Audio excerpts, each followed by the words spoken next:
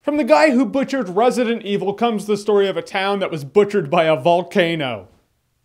I think there's method to the madness. If you look at it, the pairing makes sense.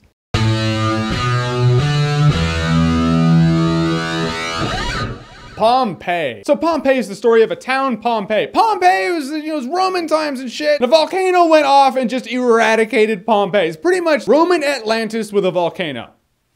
Pretty much it. And like the shitty movie Pearl Harbor, the act itself that we paid popcorn money to see only lasts a little bit. So you gotta fill in everything that happens before the disastrous event with the big forced romance that you just don't care about. In which case we have Jon Snow from Game of Thrones. His entire family was wiped out by Kiefer Sutherland, who plays the dick in this movie, and then he kind of falls for Baby Doll from Sucker Punch. Disclaimer. Those are not their real names, except for Kiefer. Jon Snow's a gladiator, he's lower class, and he's fallen for this girl who's upper class, and then disaster strikes, and they gotta hope to survive it. It's pretty much like that one movie in which you have the guy who's lower class, he falls for the girl who's upper class, and disaster strikes, and then they gotta hope to survive it. Difference is, Pompeii is done by a director who's not as good as James Cameron. Look, when the shit was going down, that was all fine and dandy. Volcano goes off, and you're like, yeah, fireballs and death! There are cool scenes within the movie. The tsunami scene was hands down the best scene in the movie. That was cool, the volcanic stuff, cool. The problem is the characters before that were supposed to care about them, and you don't. Our main character is this strong, brooding gladiator type. He doesn't say much. He's a man of very few words. Which is a very good support character, but when the main character's that, you don't care as much about him. You're like, I'm not attached to you, dude. I hope you get killed and swallowed by the volcano. And your little girlfriend, too. The best character in this movie, the one I actually did care about, hands down, was... I'm gonna call him Mr. Echo from Lost, because his name is that, and I can't pronounce that. That's very tough. People have a hard time pronouncing Jahns properly. Yeah, it's Jahns, it's not Jahns. If you've ever pronounced my name improperly, imagine pronouncing...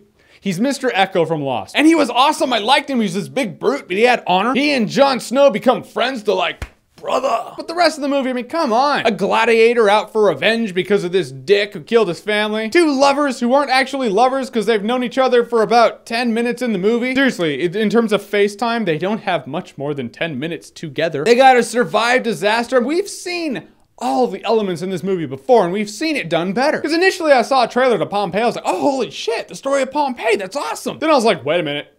If you look at it, it's just a disaster movie. That's all it is. Which, granted, again, Titanic is a disaster movie, but again, it had character, and you see the slow swell of chaos and just survival instinct that starts overtaking the entire crew of the ship. That was cool. In this one, the act is, it's a volcano. Not a slow sinking ship, it's all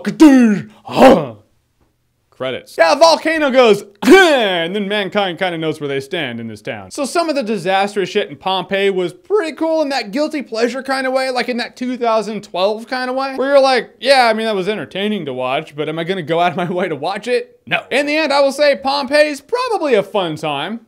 If you're drunk. Yeah, now it's a party. Holy shit, let the boring part end already. Oh my god, the volcano went off, awesome. I feel bad because when I say a movie's a good time if you're drunk, that by implication means if you guys do listen to me, if you're of age and responsible, of course, you have a designated driver who is watching this movie sober. So to the designated drivers out there, I salute you. Thank you for keeping your friends safe. I owe you one. First of Pompeii, have you seen it? What did you think about it? Whatever you thought, comment below, let me know. And as always, if you like what you've seen here and you want to see more, click right here to see more.